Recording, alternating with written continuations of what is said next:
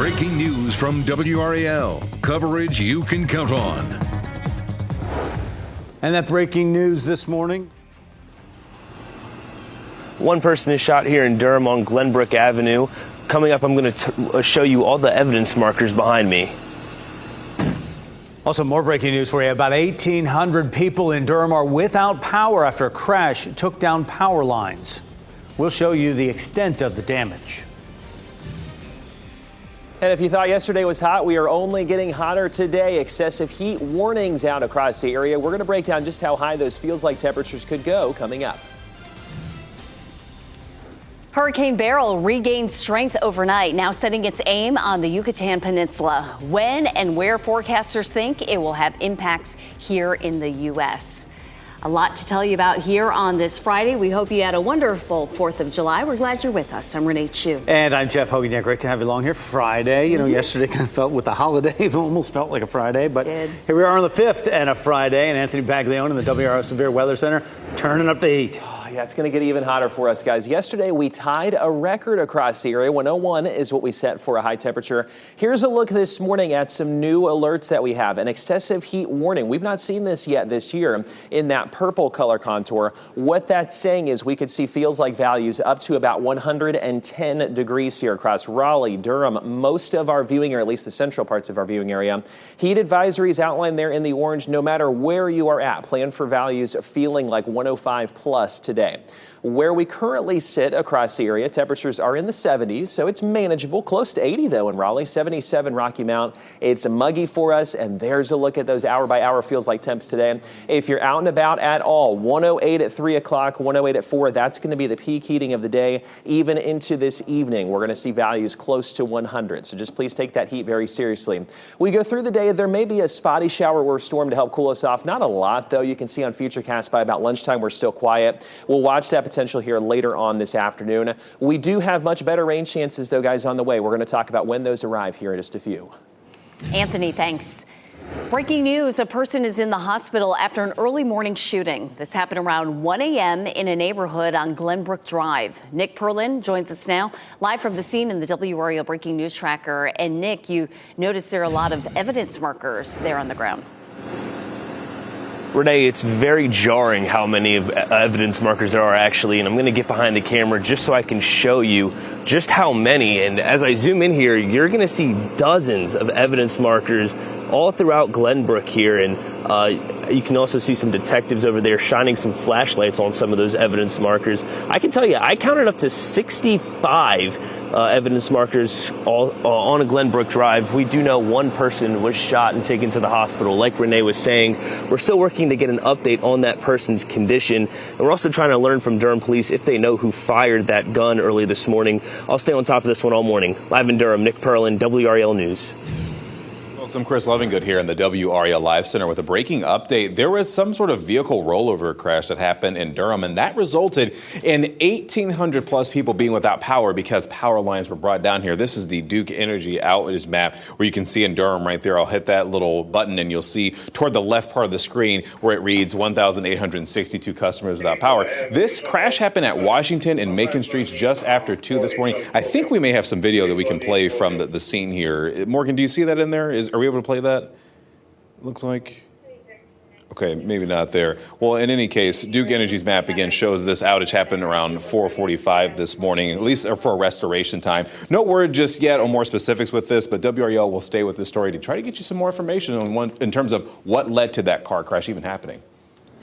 The WRAL Breaking News Tracker was also on the scene of this house fire early this morning. It happened on Wensley Court, right near Lewisburg Road, US 1 in Raleigh, just after 1:30 this morning. Raleigh police and fire crews responded. We're working to learn if anyone was hurt or if they will be displaced after that fire. Crowds of people gathered at Raleigh's Dix Park did not get the fireworks show they imagined when a rain delay last night created mass confusion. WRAL's Kelsey Coffey joins us now live from Dix Park this morning. And Kelsey, organizers say rain and technical difficulties were to blame. Renee, this morning we're reaching out to city leaders to get to the bottom of what happened with all of that confusion. A huge crowd left this part of Dix Park yesterday after that major mix-up. And right now you're looking at video of when those crowds were leaving in that mass exodus. Heavy rain moved through the area just before 9:30. That's when some people thought the park was being evacuated and left, creating a major traffic jam. Now, despite that rain, the show did go on, but only for a few minutes. The city later released a statement saying the show was cut short due to technical difficulties. Earlier, the city created a sign-up link for text alerts about the show. We checked in on that. They did not send any notifications about the weather or delays, and they also did not offer any updates on social media. The city did say that the show would not be rescheduled. Kelsey Coffey, WRAL News, live in Raleigh. This morning, Hurricane Beryl has strengthened back into a Category 3 storm. It is headed for what could be a direct hit on Mexico's Caribbean coast, the resort there of Tulum, south of Cancun. Landfall is expected sometime this morning. Authorities there are urging people to get to higher ground. The hurricane is already blamed in 9 deaths in Venezuela, Jamaica, Grenada, and St. Vincent and the Grenadines. After Beryl hit the Yucatan Peninsula this morning, it could hit southern Texas or northern Mexico. The storm also could make it dangerous for vacationers in states along the Gulf of Mexico. Here in our area, we have an excessive heat warning for today, and cooling centers are open all across our area. Wake counties are open starting this morning through next Monday. They include public libraries and regional health and human services centers. In Durham, one is open at the Durham Rescue Mission until the weather cools down a bit. Cumberland counties are open at parks and rec centers, with even more opening up today. A barricade situation with a man with a gun was taken into custody in Raleigh on Live Oak Road. Police were first called to that home around 4:15 yesterday afternoon. This is video from the WRAL breaking news tracker. The man was barricaded inside for more than an hour and was taken into custody without incident, and no one was hurt. Law enforcement is increasing patrols to keep you and your family safe all weekend. WRAL joined the Nash County Sheriff's Office as they conducted a checkpoint for drivers on 64, one of the busiest highways in our state. It's part of an operation called Arrive Alive on July 5. Nash County Sheriff Keith Stone says while driving under the influence is one of the biggest issues, so is road rage. He urges everyone to use caution on the roads. President Biden is looking to calm the concerns of his party as he sits down for his first televised interview since last week's debate. The next few days of his campaign are critical after last week's disastrous debate performance. NBC News has learned the president is privately torn between defiance and acceptance amid calls to step aside, according to 4 people familiar with that matter. The president acknowledged his performance in a radio interview that aired yesterday. I screwed up. I made a mistake. That's 90 minutes on stage. Look at what I've done in 3.5 years. We're going to win this election. We're going to just beat Donald Trump like we did in 2020. The president is contradicting his own press secretary. He says he had a brief checkup with a doctor a few days after the debate and was fine. Press Secretary Karine Jean-Pierre said Wednesday that he was not checked by a doctor. The town of Apex confirms a ransomware attack is behind the problem with their computer system. In the statement, the town said, quote, nothing more about the cyber criminals is known at this time, including their demand. The town of Apex has not and will not communicate with, negotiate with, nor make payment to those responsible. This all started Wednesday. The town of Apex says cyber criminals hacked its system, forcing them to take everything offline. And they contacted the state cybersecurity task force to sort it out. Raleigh police have arrested a man accused of stabbing and killing a man last month. Ernesto Torres is accused of stabbing 32-year-old Aaron Heath on June 20th. Heath later died at a hospital. Heath's father tells WRAL he was happy to learn of the arrest, and it was the first time he saw his wife smile since that stabbing. This morning, a 14-year-old is still missing after disappearing in the waters off North Topsail Beach. Crews from surrounding areas helped search the New River Inlet for the teen yesterday. 2 other people were also pulled from the ocean in North Topsail yesterday. Just south of there, crews are investigating a possible drowning in Curry Beach. It happened near the pier. It was a scary 4th of July for people at a Texas beach after a shark attacked 4 different people. The fish was caught on camera as well. We'll tell you about the victim's injuries. And FAFSA delays are causing some future college students to stress as the start of fall semester for colleges is weeks away. And we take you out to the live look right now at the DBAP. Fireworks last night with their game. It's going to be a hot weekend with several chances for rain. Meteorologist Anthony Baglione will join us after the break to time it all out for us. From the WRAL Severe Weather Center, North Carolina's most experienced team of meteorologists. Welcome back on this Friday. It is 4:43 here. Hopefully you had a great July 4th holiday. Let's talk about what we're looking at as we go through today, because we do have a couple rain chances on the way that are really going to help to kind of mitigate some of our drought conditions across the area. Here's Futurecast for today. Number one, you can see we're starting off dry. We don't really have any issues through the majority of our forecast aside from the heat. Please take that in mind today. It's going to be very, very hot once again. We get into this afternoon, and you notice it's still pretty quiet, but there are some bubble up storms that could get going closer to this evening, let's say after about 6 o'clock. If you have any plans tonight, that may be a factor. A lot of that may stay north of the triangle. We get into tomorrow, though, very similar story, only better coverage tomorrow afternoon and evening. Firefighters in California are dealing with stifling heat as they try to put out this wildfire. The Thompson fire has now burned more than 3,500 acres. Those crews have finally been able to get a foothold after a day of favorable winds. Now they're facing that extreme heat. Fire officials say at least 4 first responders were injured. The flames have also torn through several buildings. A key donor to the Democratic Party is withholding donations until President Biden drops out of the presidential race. Abigail Disney, the granddaughter of Disney's co-founder, says she will no longer donate. In a statement to CNBC, Disney said in part, "If Biden does not step down, the Democrats will lose. Of that, I'm absolutely certain." The president has said he has no plans to withdraw from the race. Meanwhile, anonymous sources tell CNBC Vice President Kamala Harris's past donors are privately discussing what her candidacy would look like if Biden dropped out. The U.S. Coast Guard in Texas is warning people not to go into the water after there were several shark attacks. One person was taken to the hospital with severe injuries. Others were injured in separate attacks as well. The severity of those attacks isn't known just yet. The Coast Guard deployed drones, boats, and helicopters to monitor the waters.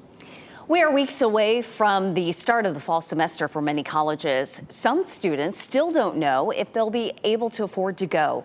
That's because of delays with the new free application for federal student aid, or FAFSA letters. The FAFSA's remodel was supposed to make the application process easier and faster to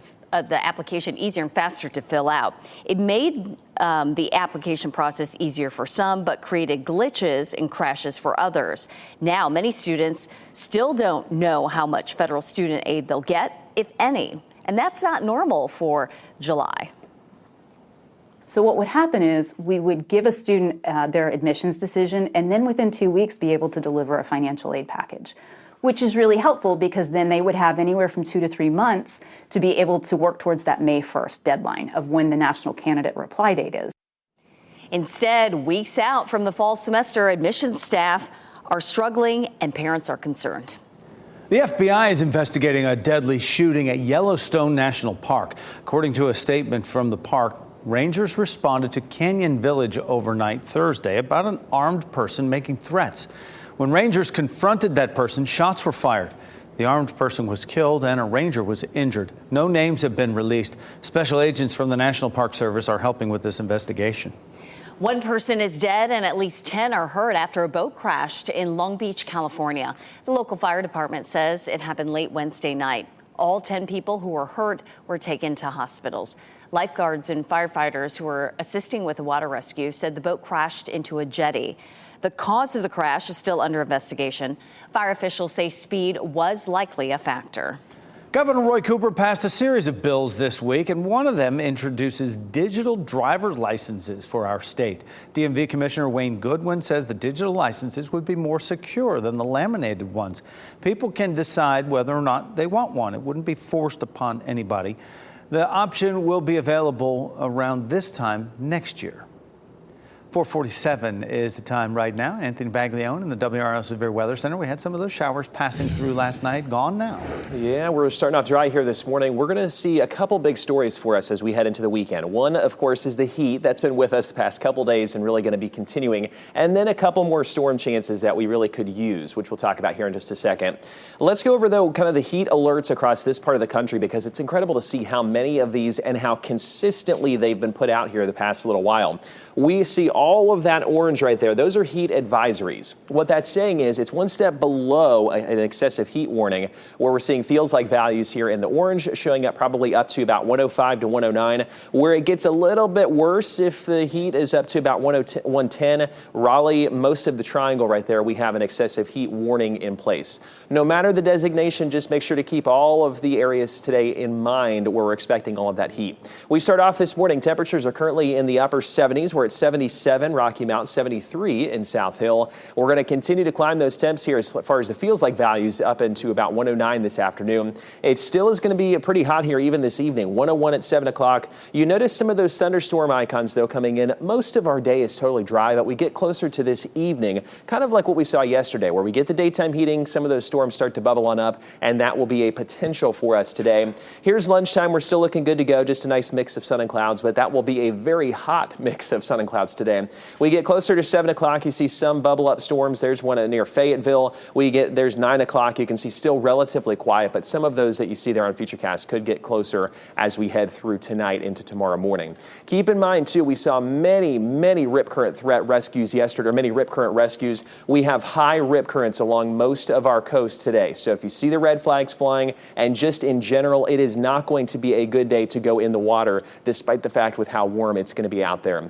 Hurricane Beryl here in the tropics. It's starting to approach Cozumel, Mexico right there. Cancun on the top of your screen. 110 mile per hour winds. We expect a landfall with this system at any time here this morning, and then it will push back out into the Gulf of Mexico and get closer to Mexico once again as we head into next week. And 102 for us today. Very hot. Keep the heat in mind. 97 tomorrow. Milder, though, on Sunday at 89. Scattered storm chances, though, guys, do stick with us here through really the next 7 days. Anthony, thanks. Congratulations are in order for Vanessa Hudgens and her husband. They are now a family of 3. We'll tell you about the birth of the couple's first child. We'll also take a look at the most recent explosion at the world's most active volcano.